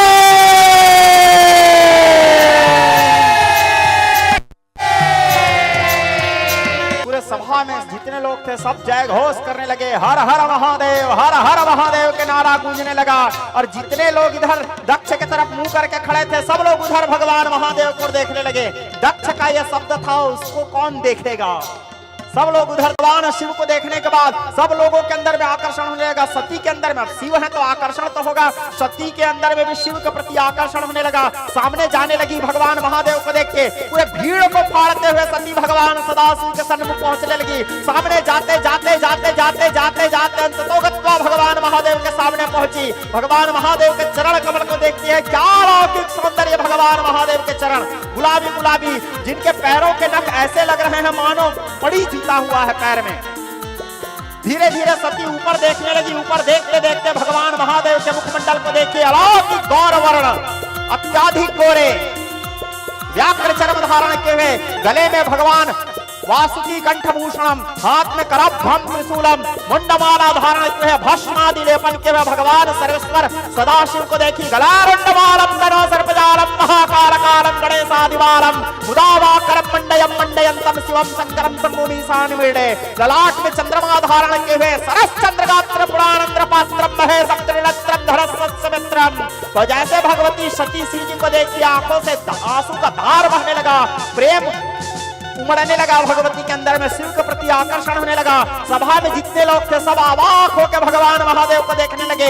किसी को बोलने की जरूरत नहीं, सब लोग दक्ष को देखना बंद करके केवल महादेव को देख रहे हैं। सब लोग क्षण क्षण में हर हर महादेव, हर हर महादेव, हर हर महादेव, क्षण क्षण में हर हर महादेव के जय घोष करने लगे। देवता लोग आकाश मार्ग से पुष्प वृष्टि करने लगे, चारों ओर भस्म उड़ने लगा, डमरुनाद होने लगे। भगवान महादेव को देखने के बाद दक्ष सामने आए, बोले यही है शिव दधीची। सारे सभासदों से कहने लगे, जितने लोग सभा में थे, देखो यही है वो शिव जिसका ये दधीची पूजा करता है। जरा देखो, मुंडमाला धारण किया हुआ, भूत प्रेतों के साथ घूमने वाला, इसके वेशभूषा देखो। बोले कौन मूर्ख इसको महादेव मानता है, कौन मूर्ख इसका उपासना करता है। वो मूर्ख हैं सारे लोग जो इसको भगवान मानते हैं, यज्ञ में भाग देने की चेष्टा करते हैं। मैं तो अपने विधि विधान कर्म कांड में इसको मानता ही नहीं हूं। दधीची कहता है, दक्ष मेरे महादेव के अपमान मत करो। दक्ष तुम्हारा सौभाग्य है कि तुम्हारे सभा में महादेव आ गए, उसका अपमान मत करो। महादेव फिर कहे, शिववाच। फिर भगवान महादेव बोले, महामौन का मुखर घोष। भगवान महादेव कहे, दधीची दक्ष को बोलने दो। दक्ष कहता है, मैं तेरे बोलने से बोलूंगा रे, तेरा मान ही क्या जो मैं तेरा अपमान करूंगा। महादेव को भी लगा आज अब मैं बोलना चाहिए मेरे को। तब फिर भगवान महादेव कहे, दक्ष मैं तो वैरागी हूं, न सम्मान का मोह ना अपमान का भय, न शत्रु न मित्र, ना कोई अपना ना पराया, न संसार से कुछ लेना न संसार को कुछ देना। पर जब कभी धर्म के नाम पे किए जाने वाला आडंबर पक्षपात का आधार बनेगा, मैं उसका विनाश अवश्य करूंगा। और दक्ष, चल तुझको आज बताता हूं, मैं विश्वरूप दिखलाता हूं। जानना चाहता है ना दक्ष मैं कौन हूं? चल तुझको आज बताता हूं, मैं विश्वरूप दिखलाता हूं। मैं सत्य सनातन नादि पुरुष, मैं सत्य सनातन सत्ता हूं। मैं अखिल विश्व के सृष्टि हूं, मैं मनुज हृदय की श्रद्धा हूं। जब सत्य जागता है मुझ में, तब सतयुग नाम धराता हूं। जब राम प्रकट हो जाते हैं, तब त्रेता युग कहलाता हूं। जब न्याय धर्म की इच्छा हो, तब द्वापर युग कहलाता हूं। जब काम क्रोध मद लोभ जगे, तब कली काल कहलाता हूं। तेरा कल्याण हो दक्ष। जाते जाते हुए भगवान महादेव बोले, तेरा कल्याण हो दक्ष। इस प्रकार कह के भगवान महादेव वहां से अंतर ध्यान हो गए। महादेव के अंतर ध्यान होने के बाद सब लोग वहां से अपने अपने स्थान, अपने अपने घर लौट गए। दक्ष भी अपने महल रनिवास, अपने शयन कक्ष प्रवेश किए। दूसरा दिन सभा लगा। दूसरे दिन सभा में दक्ष आए। दक्ष आने के बाद सभा में बैठे। सभा में बैठते ही सैनिकों से बोले, सैनिकों सती को बुलाओ। राजा हैं, अब दंड देंगे। अब राज सिंहासन में बैठे। और वो विश्वकर्मा को बुलाओ जिसने मूर्ति बनाया था। विश्वकर्मा आए। बोले, विश्वकर्मा, सती को शिवलिंग तुमने दिया था? विश्वकर्मा कहता है, हाँ महाराज, देवी सती को मूर्ति मैंने ही दिया था। बोले, क्या तुम्हें दक्ष का भय नहीं था? विश्वकर्मा कहता है, आपका भय तो था महाराज, क्योंकि हम गरीब लोग हैं। मैं जानता हूं कि आप मुझे दंड दोगे, आप मुझे मृत्यु दंड भी दे सकते हो महाराज, आप राजा हैं। लेकिन आपके पुत्री ने मुझसे कहा कि उस मूर्ति में क्या कमी है, तो सत्य बोलना तो मेरा धर्म है ना महाराज। मैंने सत्य कहा कि हाँ वो मूर्ति अधूरा है, वहां शिवलिंग रखना चाहिए। तो आपकी पुत्री ने कहा कि वो शिवलिंग मुझे दो। मैं नहीं दे रहा था महाराज, लेकिन आपके पुत्री ने मुझसे कहा कि मैं राजा की बेटी हूं, एक राजकुमारी का आदेश है। राजकुमारी के आदेश को मैं नहीं मानता तो भी मैं मारा जाता महाराज, और मानूंगा तो भी मारा जाऊंगा। तो जब मैं देखा कि आदेश राजकुमारी का नहीं मानता हूं तो भी मरूंगा, और यदि आदेश को मान लेता हूं तो आपके द्वारा मरूंगा, दोनों तरफ से मेरा मरना है ही। तो मैं सोचा कम से कम शक्ति शिवलिंग को लेकर नारायण में स्थापना कर दें तो मेरा मूर्ति बनाना भी सफल हो जाएगा। मरना तो दोनों तरफ से है ही, आपको जो उचित लगे दंड दो महाराज। मैंने अपना धर्म निभाया। दक्ष कहता है, मैं तुम्हें अपने सभ्य समाज से बहिष्कृत करता हूं। आज के बाद ना तो तुम्हारे घर कोई जाएंगे, ना तुम किसी के घर आओगे, ना तुमको हमारे सभ्य समाज में रहने का अधिकार है। मैं तुमको समाज से, मेरे देश से बाहर निकालता हूं। विश्वकर्मा कहता है, कोई बात नहीं महाराज, यदि इस संसार में मैं आया हूं तो कहीं ना कहीं जी लूंगा। और एक बात बोलूं महाराज, मैं आपके समाज का त्याग करके जाता हूं, आप मेरे क्या त्याग करोगे? और रहा सवाल, यदि आपको ये लगता है कि आपके छोड़ देने से मैं अनाथ हो जाऊंगा, तो हे महाराज, जब तक विश्वनाथ है इस संसार में कोई अनाथ नहीं हो सकते। आपका राज्य आपको मुबारक हो। इस प्रकार कहते हुए वहां से विश्वकर्मा अपने पूरे परिवार को, अपने पूरे समाज को लेकर के चले। अब माता सती को बुलाए। बोले, तुमने भी द्रोह किया है, अपने पिता का अपमान किया है, साथ ही एक राजा का अपमान किया है सती, तुमको भी दंड देना है। क्योंकि तुमको यदि मैं दंड नहीं दिया तो संसार ये कहेगा कि दक्ष विश्वकर्मा को दंड दिया लेकिन अपने ही पुत्री को दंड नहीं दिया। सती हाथ जोड़ के कहती है, आपके द्वारा दिए गए प्रत्येक दंड मेरे लिए आशीर्वाद है पिताजी, आदेश कीजिए। बोले, जाओ सती, 1.25 लाख कमल एकत्र करो, नील कमल, और 1.25 लाख कमल एकत्र करो, और उस कमल में नारायण नाम लिखो। प्रत्येक कमल में पत्ते में नारायण, और तुम अकेले जाओगे कमल खोजने, तुम्हारे साथ कोई नहीं जाएंगे।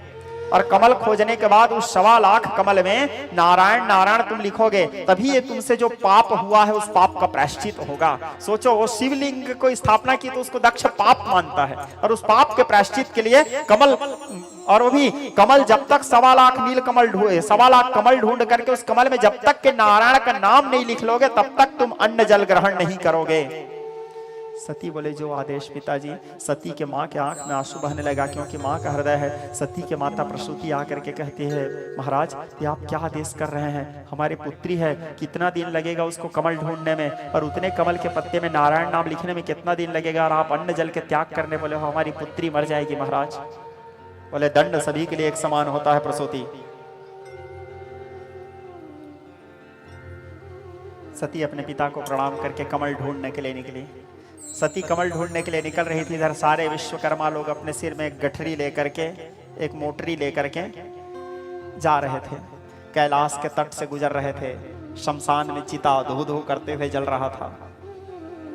जलते हुए चिता के सामने में एक व्यक्ति खड़ा हुआ था।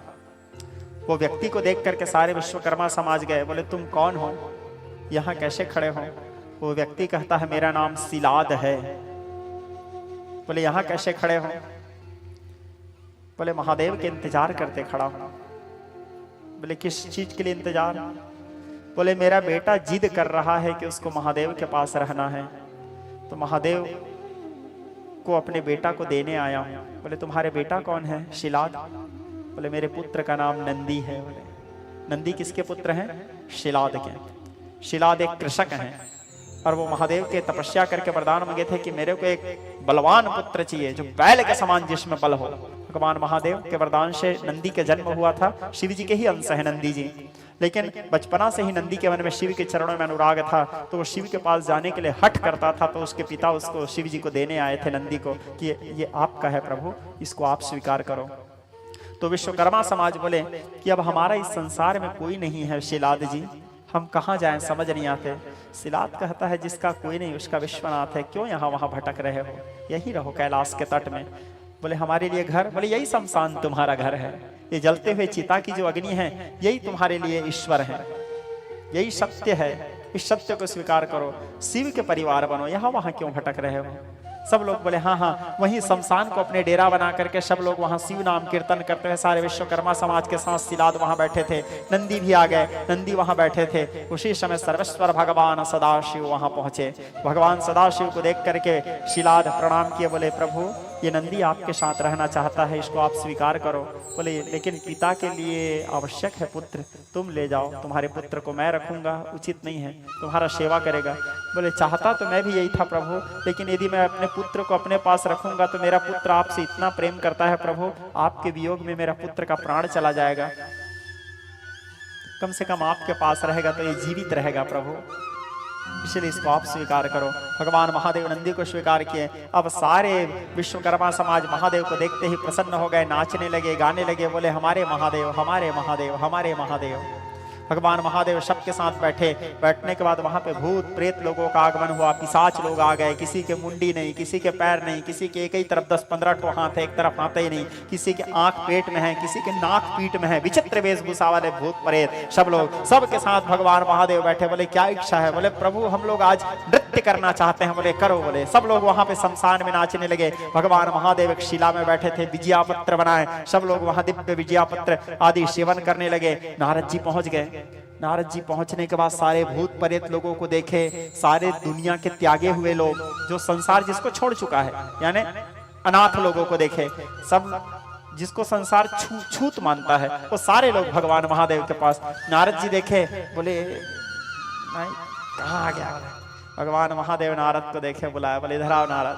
बोले क्या हुआ नारद, बड़े आश्चर्य में लग रहे हो? भगवान महादेव अपने मस्ती में मस्त थे। बोले आपके सामने ऐसे ऐसे लोग आप कैसे बर्दाश्त करते हैं प्रभु? कोई नाच रहा है, कोई पागलों जैसा चिल्ला रहा है। भगवान महादेव बोले ये कैलाश है नारद, स्वर्ग या वैकुंठ नहीं। यहाँ जिसका सम्मान हो उसी को सम्मान मिलता है, ऐसा नहीं है नारद। सारे अनाथों का आश्रय स्थल है, जिसका इस संसार में कोई नहीं वो यहाँ आ सकता है नारद, जिसका कोई नहीं उसका मैं हूं नारद। संसार में मेरे समाज में या मेरे संस्कृति में कोई अछूत नहीं है, सब मेरे लिए प्रिय हैं, सबके जन्मदाता मैं हूं, सबके पिता मैं हूं। स्वर्ग के हथकंडे यहाँ ना अपनाओ नारद, सब मेरे अपने हैं। यदि तुमको उचित लगता है तो तुम यहाँ रहो, तो जाओ, स्वर्ग बधाई हो तुमको, या तो तुम भी पी लो थोड़ा सा। नारद जी बोले नहीं भाई मैं नहीं संभाल पाऊंगा। बोले नारद जी वहां से तुरंत बोले अरे पीछे से भूत प्रेत लोग आए, कोई नारद जी के जटा को खींच दिए, कोई नारद जी के धोती खींचने लगे। नारद जी बोले इन लोगों के साथ रहूंगा तो मैं पागल हो जाऊंगा। नारद जी वहां से तुरंत नारायण नारायण करते हुए अंतर ध्यान हुए। भगवान महादेव सबके साथ समय व्यतीत किए और समय व्यतीत करके कैलाश के अपने मुख्य श्रृंखला में नंदी आदि कुछ प्रमुख गणों को साथ में लेकर के मुख्य श्रृंखला में जाकर के भगवान महादेव भाषमान हुए बैठे। अब बाकी सब लोग यहाँ नीचे में बड़े आनंद पूर्वक जीवन यापन करने लगे। अब उधर सती कमल के खोज में निकली, एक एक करके कमल संचय करने लगी और कमल संचय करते करते करते करते सती 1 लाख कमल संचय की। और 1 लाख कमल संचय करने के बाद बार बार सती आंख बंद करती थी। कुछ भी होता था तो सती को बार बार वो चेहरा दिखता था जिस चेहरा को दक्ष के सभा में देखे थे, बार बार वो चेहरा दिखता था। ऐसे करते करते सती के मन में शिव के लिए प्रेम बढ़ते बढ़ते बढ़ते बढ़ते सती को शिव से प्यार हो गया।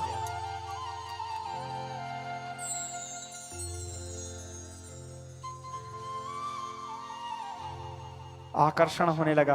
सती सोती थी तो उसको नींद नहीं आता था, ना तो सती को भूख लगता था। प्यार में ऐसा होता है। कैसे दिनेश? दिनेश को भी हुआ था ऐसा। मेरे को बोलता था गुरुजी भूख नहीं लग रहा है। अभी इनके यहाँ जब देवी भागवत कर रहा था तो मेरे को बोल रहे थे गुरुजी 1 महीना हो गया मेरे को भूख वूख नहीं लग रहा है गुरुजी। मैं बोला प्यार हो गया होगा बेटा। बोला ठीक है।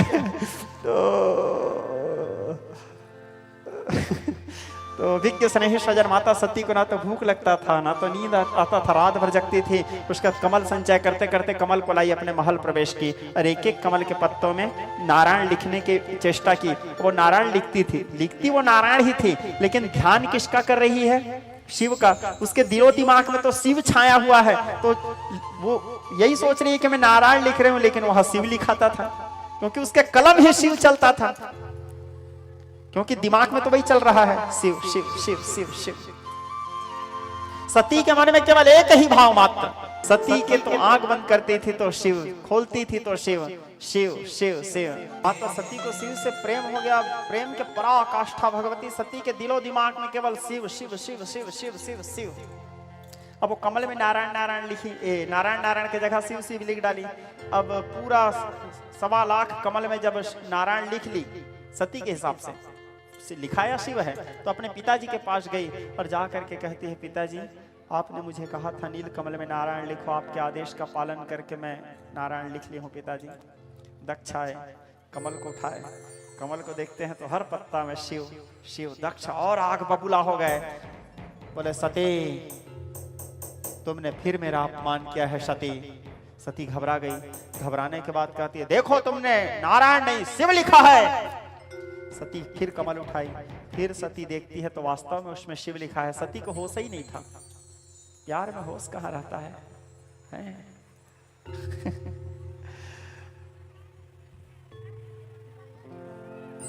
सती कहती है क्षमा करो पिताजी। बोले तुमको शिव से प्रेम है सती? सती कहती है ना पिताजी मैं शिव से प्रेम नहीं करती पिताजी। तो बोले ये क्या है? बोले संयोग है पिताजी, मैं जानबूझ के नहीं की हूँ पिताजी। मैं नहीं चाहती पिताजी कि मैं आपके दिल दुखाऊं। ये कैसे हो गया मैं भी नहीं जानती पिताजी। बोले इसलिए जाके विसर्जन फेंक दो। बोले सती बोले जो आदेश पिताजी। सारे कमल को एक मोटरी में बांधे। मोटरी में बांधने के बाद उसको ले जा करके फेंकने के लिए जैसे सती जा रहे थे, नंदी देखे। बोले जिस कमल में वो भी स्वयं शक्ति के द्वारा शिव लिखा गया है उसको भला कैसे फेंक दिया जाएगा। नंदी वेश बदल के आए, एक भिखारी के वेश। आ करके कहने लगे देवी ये क्या है, कहाँ ले जा रहे हो? सती कहती है तुम कौन? बोले भिक्षुक हूँ। बोले क्या है? बोले कमल में मैं धोखा से शिव लिख दी, नारायण लिखना था। बोले फेंकने जा रही हूं। तो बोले फेंकोगे क्यों देवी? एक काम करो ना इसे मेरे को दे दो।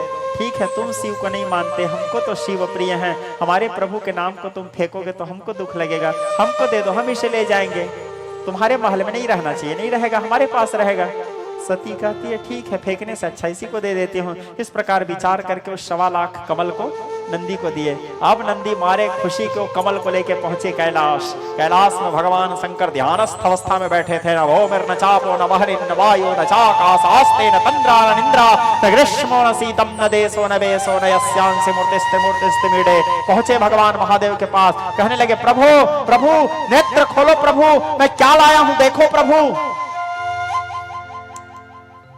नंदी के हाथ में 4-5 कमल थे। महादेव नेत्र खोले, नंदी को देखे, बोले क्या हुआ नंदी?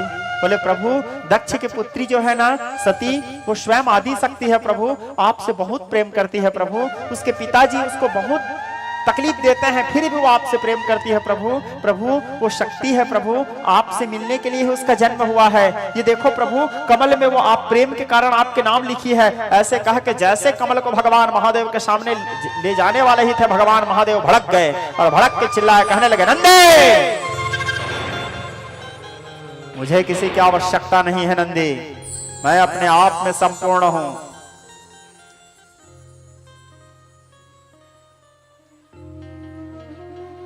कालों के प्रवाह आते जाते रहते हैं, किंतु मैं महाकाल हूं। कालों के प्रवाहों के प्रवाह मुझे प्रवाहित नहीं करते नंदी। मैं ब्रह्मा, मैं ही नारायण, मैं महादेव हूं, मुझे किसी की आवश्यकता नहीं है।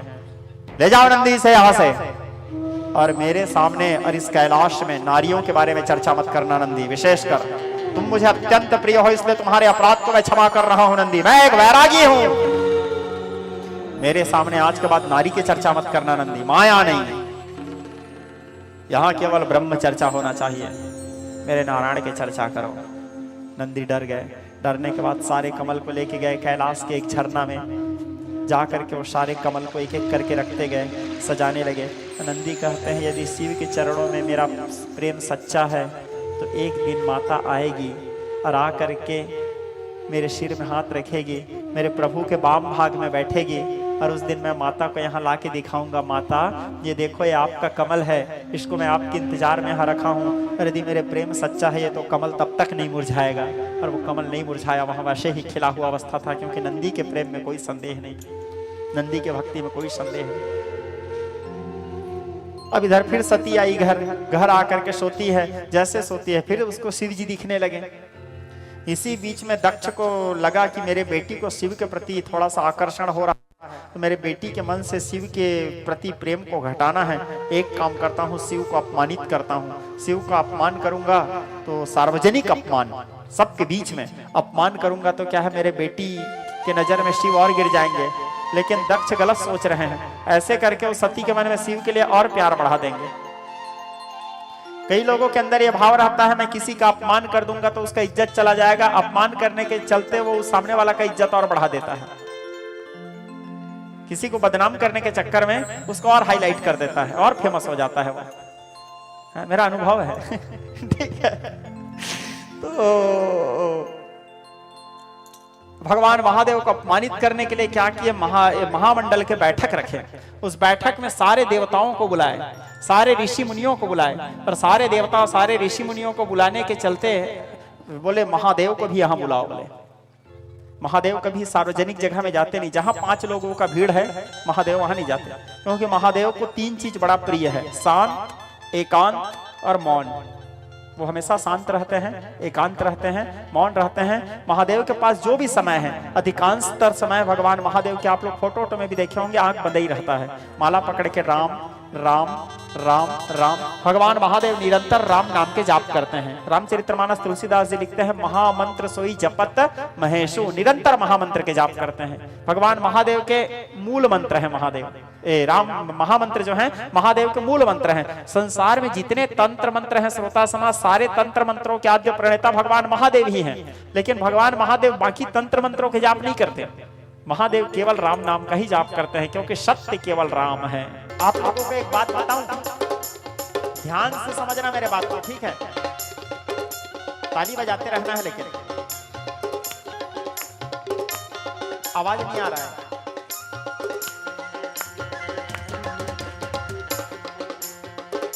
पीछे से आवाज नहीं आ रहा है।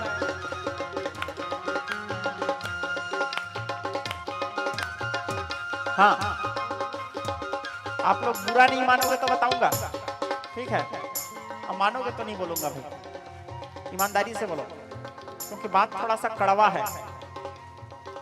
बोलूं? गौ? हाँ।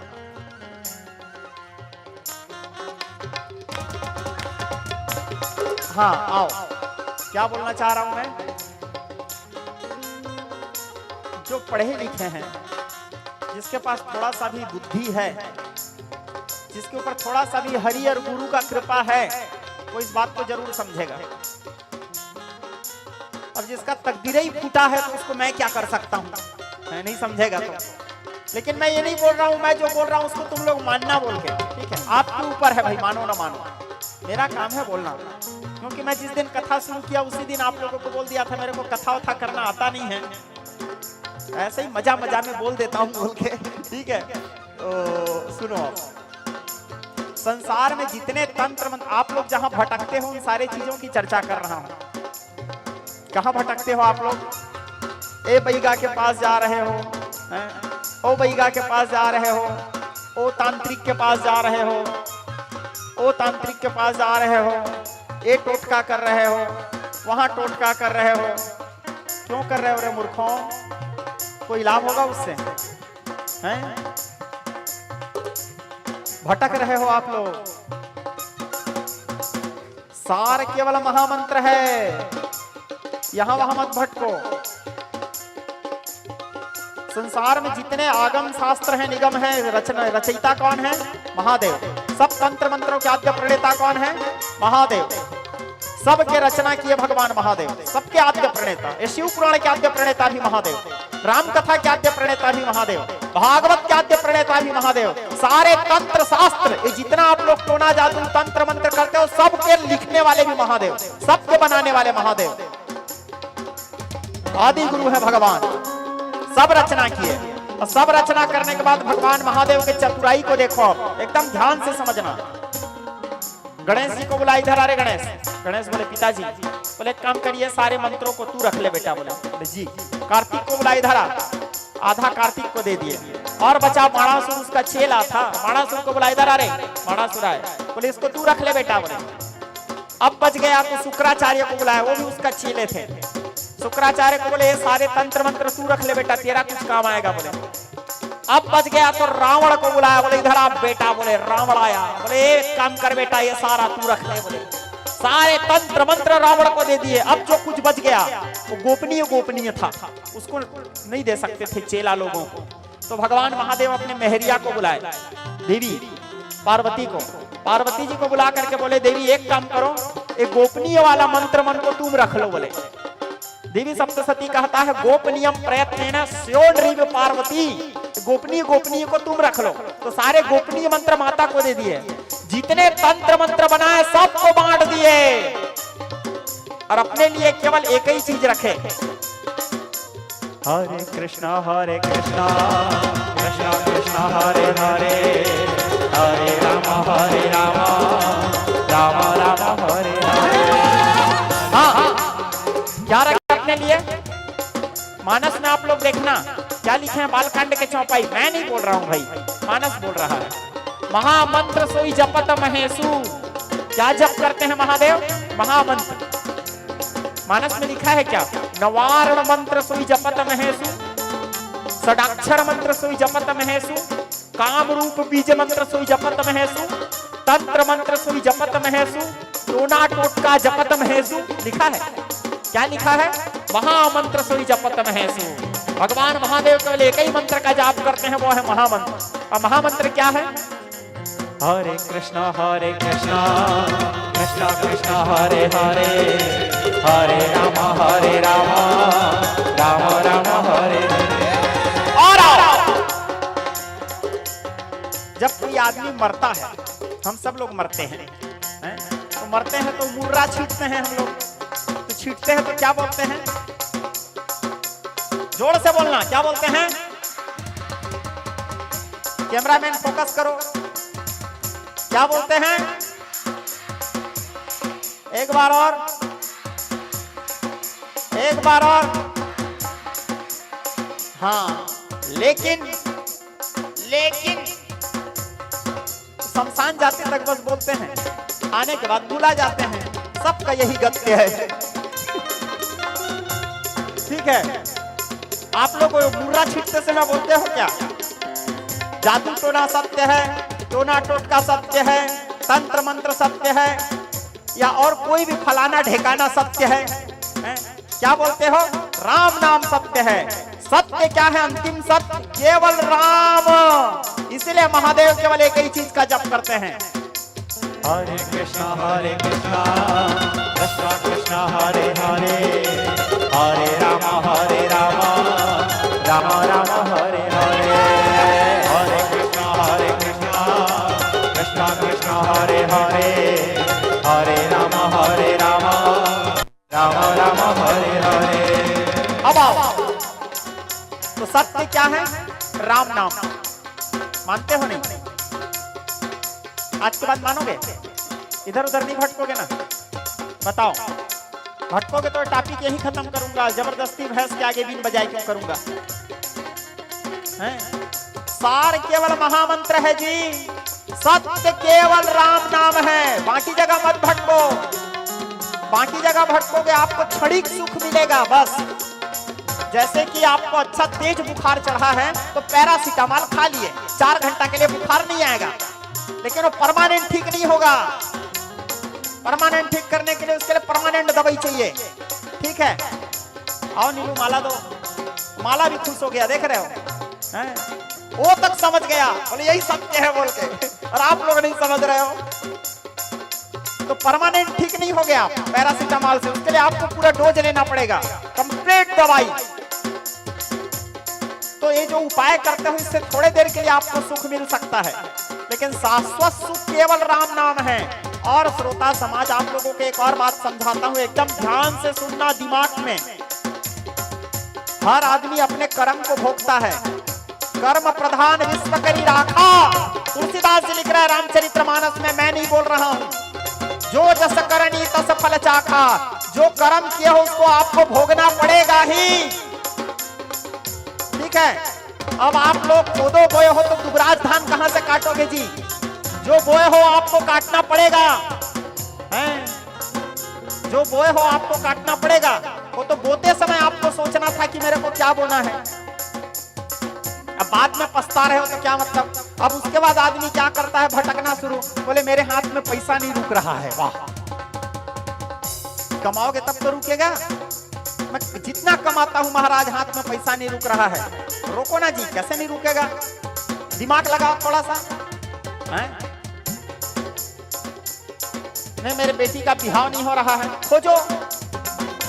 बेटा का बिहाव नहीं हो रहा है, खोजो। अब आपको चुनाव लड़ना है और आप जा करके भगवान महादेव में 2 नारियल चढ़ा के चुनाव जीत जाऊंगा बोलने से जीत जाओगे क्या? 5 साल मेहनत करना पड़ेगा, फुल पैसा बांटना पड़ेगा। क्रिकेट हो रहा है पैसा दो, टूर्नामेंट हो रहा है पैसा दो। ठीक है, और उसके बाद और भी कई चीज। अब मेरे को तो राजनीति के बारे में ज्यादा नहीं आता, हालांकि कई लोगों को डर है कि महाराज चुनाव उठ जाएंगे बोल के। तो मैं खैर नहीं उठ सकता, इस चक्कर में कई लफड़ा भी हो गया है। ठीक है, मैं क्यों उठूंगा भाई चुनाव? मेरे को तो जगन्नाथ जी से फुर्सत नहीं है। हाँ, लेकिन लोगों को सोच, मैं नहीं उठूंगा। हाँ, तो अब आप 1 नारियल चढ़ा के तो चुनाव नहीं जीत सकते, उसके लिए आपको चुनाव प्रचार करना पड़ेगा, नामांकन भरना पड़ेगा, हैं? और उसके बाद अब आप लोग अच्छा पेपर देने चले गए, 1 नारियल चढ़ा दिए दुर्गा माता में, काली माता में, शिव जी में 1 लोटा पानी चढ़ा दिए, और सोचोगे कि नहीं मैं पास हो जाऊंगा। कहां ले पास हो जाओगे जी? लिखोगे तब पास हो गए, हैं? 1 लोटा पानी चढ़ाने से। हमारे धर्म ग्रंथ, हमारे शास्त्र भगवान के ऊपर विश्वास रखने के लिए बोलता है, अंधविश्वास के लिए नहीं। भगवान के लिए विश्वास रखो, अंधविश्वास नहीं। मैं भगवान को मत मानो नहीं बोल रहा हूं, लेकिन भगवान के ऊपर विश्वास होना चाहिए, अंधविश्वास नहीं। अब कुआं दिख रहा है, 50 फीट का कुआं, अब आप उसके सामने खड़े हो गए, भगवान मेरे को बचा लेंगे बोल के कूद दोगे, तुम्हारे बाप का नौकर है, भगवान बचाने आएगा? हैं? कर्म भी तो आपको करना पड़ेगा कि भगवान आपको बचाने आए, हैं? वो तो आप जानबूझ के कूद रहे हो। भगवान कृष्ण गीता में कहता है, कर्मण्यवाधिकारस्ते मा फलेषु कदाचन। कर्म करो, कर्म करोगे तब फल मिलेगा। अब आप आमा पेड़ के नीचे बैठ गए, एकदम मेरे बात को ध्यान से समझो। कोई आम पेड़ के नीचे बैठ गए, और आम पेड़ के नीचे बैठ के बोलोगे आ आम गिर जा, आ आमा क्या आपके मुंह में गिर जाएगा क्या? उसके लिए आपको कर्म करना पड़ेगा। क्या कर्म? पेड़ के ऊपर चढ़ना पड़ेगा, तोड़ना है। फिर 2 काम हो गया, तोड़ने के बाद उसको धोना है, 3 काम हुआ। चौथा, धोने के बाद उसको हाथ से लेके मुंह तक ले जाना पड़ेगा। 4, फिर मुंह में ले जाने का चबाना पड़ेगा। 5, चबाने के बाद उसको गिलना पड़ेगा। 6, तब आपके पेट में जाएगा। 7, इतना कर्म करना है। ऐसे बैठे रहोगे तो गिर जाएगा क्या? आमा तो नहीं गिरेगा, ऊपर से कोई चटिया वटिया उड़ते रहेंगे तो चीची करके भाग जाएंगे। कर्म करना पड़ेगा श्रोता समाज, बैठे बैठे कुछ नहीं मिलेगा। मैं जब पढ़ाई कर रहा था, मेरे 8वीं के पाठ्य पुस्तक में एक संस्कृत का श्लोक था, उद्यमेन हि सिद्ध्यन्ति कार्याणेन मनोरथे नहीं सुप्तस्य सिंहस्य प्रविशन्ति मुखं मृगा। शेर सोए रहेगा और बोलेगा आ हिरन मेरे मुंह में घुस जा, तो नहीं घुसेगा। मेहनत करना पड़ेगा, तो मेहनत करो, कामचोर मत बनो और यहां वहां मत भटको। आदमी के ऊपर थोड़ा सा दुख आता है, ओ बाबा के पास, ओ बाबा के पास, वहां चमत्कार हुआ भाग गए, वहां चमत्कार हुआ भाग गए। क्यों भटक रहे हो मूर्खों? सुख आपको कहीं नहीं मिलेगा। किसी के पीछे पागल मत हो जाओ। कोई बोल दिया वो कान को कौवा लेके भाग गया, तो वो कौवा के पीछे मत भागो, छू के देखो कान है कि नहीं है। चमत्कार के पीछे मत भागो, सत्य केवल राम है। किसी के पीछे भी पागल मत हो जाओ। अब आप लोग मेरे भागवत में आए हो तो ये मत सोचो कि नहीं महाराज बढ़िया भागवत करते हैं, मेरे पीछे भी पागल मत हो। मेरे पीछे पागल होगे कुछ मिलेगा? कुछ नहीं मिलेगा। इसके पीछे पागल हो, इसके पीछे पागल होगे तो कुछ फायदा होगा। मेरे जैसे तो कई आते रहेंगे जाते रहेंगे। कितने आएंगे कितने जाएंगे? किसी के पीछे पागल मत हो। पागल केवल भगवान के पीछे हो। मैं अपने कथा में कभी नहीं बोलता कि मेरे को मानो। मेरे आज तक के कोई भी कथा में आप लोग देखे होंगे, मैं तो लोगों से मिलना भी पसंद नहीं करता। मत मिलो बोलता हूँ मेरे से। कोई मेरे पाँव पड़ते रहता है तो मैं हाथ छोड़ देता हूँ, मेरा पाँव मत पड़ो भैया। यहाँ पाँव पड़ोगे तुमको कोई फायदा नहीं है, उसका पाँव पड़ो। इसके पाँव पड़ोगे तो फायदा है। फिर भी आप लोग जबरदस्ती आ जाते हो, आपका समस्या है, मेरा नहीं। मैं लेकिन कभी नहीं बोला मेरा प्रणाम करो। किसी व्यक्ति के पीछे पागल मत हो जाओ, चाहे कोई भी रहे। पागल केवल भगवान के पीछे हो। सत्य केवल राम है, राम है, राम है। इसीलिए आप लोग बोलते हो राम नाम सत्य है। तो केवल नाम जप करो, केवल राम भजो। राम वही सुख देगा। सो सुख धाम राम अस नामा। गुरु वशिष्ठ जी बोल रहे हैं रामचरितमानस में। आया समझ? आया कि नहीं आया? आज के बाद नहीं भटकोगे ना? गौ अब इन लोगों को पूछता हूं, हाँ तो सत्य क्या है? पीछे वाले नहीं बोल रहे। और टीवी में देखने वाले लोगों को असर नहीं हुआ लगता है, डायरेक्ट चेहरा देखने वाले लोगों को हुआ है। आप लोगों को भी बोलना हैगा। सत्य क्या है? कैमरामैन फोकस करो। लाइव देखने वाले लोगों को भी तो समझ आना चाहिए सत्य क्या है। रिंगा कठेरा वाले समझ गए बोल के। सत्य क्या है? वंस मोर, एक बार और, एक हाँ। सत्य क्या है? आज के बाद इधर उधर नहीं भटकोगे ना? हाँ, केवल सत्य राम है। राम यह सुमरिय, राम यह गाइय। पागल होना है तो केवल राम जी के पीछे पागल हो श्रोता समाज। केवल सत्य केवल राम है। यहाँ वहां भटकोगे आपको कुछ नहीं मिलेगा। किसी के पीछे मत भटको, राम ही सार है। साचो तेरो राम नाम, साचो तेरो नाम, झूठे जग के काम राम, साचो तेरो नाम। काले के आए थे जग में, काले के तुम जाओगे। अब मुट्ठी बांध के आए थे, ओ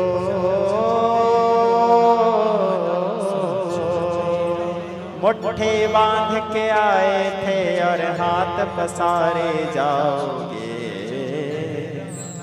झूठे जग के काम राम, साचो तेरो नाम, साचो तेरो नाम राम, साचो तेरो नाम। जग के काम राम, साचो तेरो नाम। और उस व्यक्ति व्यक्ति के पीछे कभी मत भागो जो व्यक्ति ये बोलता है कि मेरा सम्मान करो। उस व्यक्ति के, क्योंकि कभी किसी व्यक्ति का सम्मान नहीं, ईश्वर का करो। हाँ, उसके दिखाए गए मार्ग यदि आपको उचित लगता है तो चलो, लेकिन शाश्वत सत्य को पहचानो। शाश्वत सत्य केवल परमात्मा है, सार केवल राम है। लेकिन हमारे लोगों में क्या एक प्रॉब्लम है, आदमी क्या है, जहां थोड़ा सा देखता है जो ट्रेंड में चल रहा है उसके पीछे पागल हो जाते हैं। ये बहुत बड़ा आप लोगों का तकलीफ है। एक बार एक से प्यार करो, क्योंकि मन न भयो 10-20, मन 10-20 तो नहीं होता जी। हर 10 दिन में आप लोग सीजनी भक्त जैसे बदलते रहो। हर 15 दिन में आप लोगों के गुरुजी चेंज हो जा रहे हैं, हर 15 दिन में आप लोगों के देवता चेंज हो जा रहे हैं, हर 15 दिन में आपके भगवान चेंज हो जा रहे हैं। और भगवान लोग भी कंफ्यूज हैं, बोले हम ओरिजिनल वाला कौन है इसके, बोल के एक ही आसियाने में अजमत भी है, एक बाहों के रहने में इज्जत भी है। एक ही आसियाने में सर झुक गया, दर बदर सर झुकाने से क्या फायदा। तो प्रेम केवल भगवान से करो, राम ही केवल प्रेम प्यारा। हमारे दुख का सबसे बड़ा कारण क्या है जानते हो आप लोग? और एक बात बता रहा हूं, देखो भाई, मैं इतना सब बोला हूं, बोलने से पहले आप लोगों से अनुमति लिया था, बुरा नहीं लगेगा तो बोलूंगा बोल के। अब किसी को बुरा लगा होगा तो क्षमा करना उसके बाद भी, लेकिन मैं जो बोला हूं एकदम कड़वा बोला हूं और सत्य बोला हूं। शायद आप लोग समझ गए होंगे, अरे उसमें मेरा क्या फायदा है जो बोला हूं, हैं आप ही लोगों का फायदा है, इसलिए बोला हूं यहाँ वहां मत भटको बोल के। और आप लोगों को एक और बात बताता हूँ। हाँ, तो सार क्या है? सार क्या है? पक्का भूलोगे नहीं, भटकोगे नहीं, मेरे को मानोगे? हैं? वाह, तो इतना देर समझाने का क्या मतलब रहा जी? केवल उसको मानना है, ठीक? केवल किसको? केवल राम। इसलिए उमर बेटा के नाम लगलो राम रखे। अब भगवान के नाम मरते समय निकले न निकले, कम से कम बेटा के नाम निकल जाए, तर जाऊंगा। तो केवल राम, सार क्या है? केवल राम, यहां वहां नहीं। खैर क्या चीज बताने वाला था भुला गया हूं, कल याद आएगा तो कल आप लोगों को बताऊंगा, ठीक है?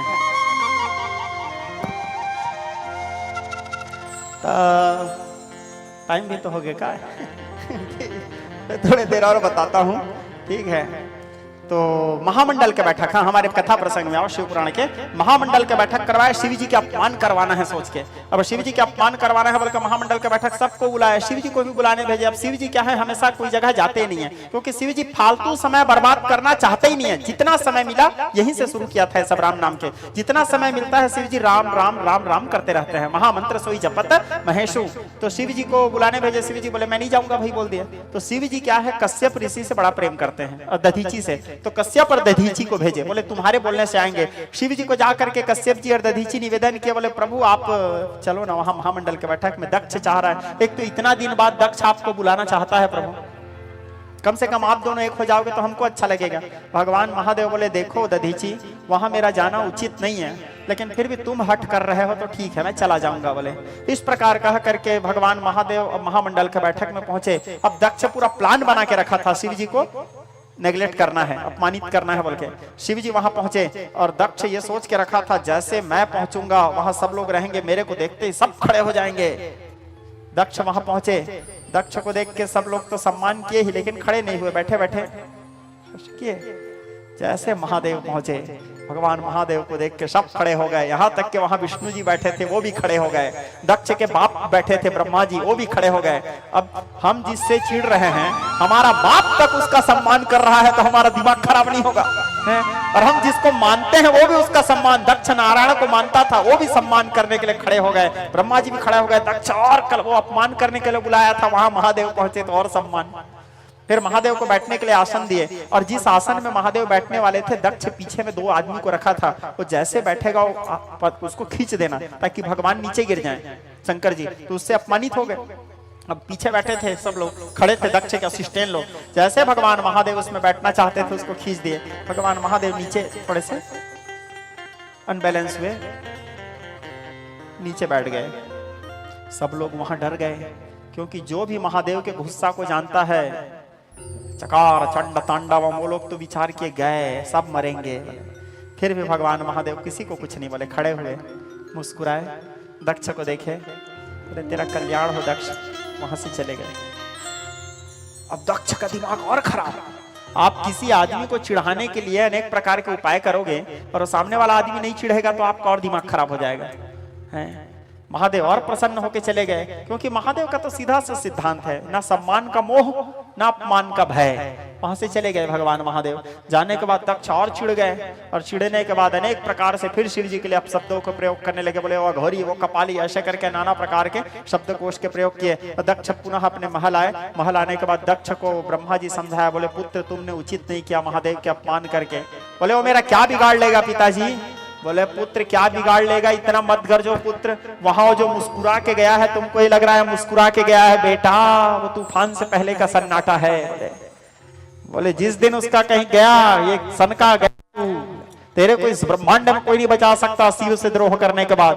बोले अभी भी समय है, सुधर जा। लेकिन व्यक्ति क्या होता है, विनाश काले विपरीत बुद्धि। जब मनुष्य के सर्वनाश होने वाला रहता है तो उसकी बुद्धि पूर्ण रूप से भ्रष्ट हो जाता है। जब नाश मनुज पर छाता है, पहले विवेक मर जाता है, पहले उसकी बुद्धि भ्रष्ट हो जाता है। इस प्रकार कथा को श्री सूत जी महाराज सौनक आदि ऋषियों को सुनाए। श्री सूत जी कहने लगे, ऋषियों इस प्रकार कथा मैंने तुम्हारे वास्ते वर्णन किया, आगे तुम्हारे क्या सुनने की इच्छा है? जय जय श्रीमत् शिव महापुराण शिव शक्ति लीला प्रसंगे दिवस विश्राम।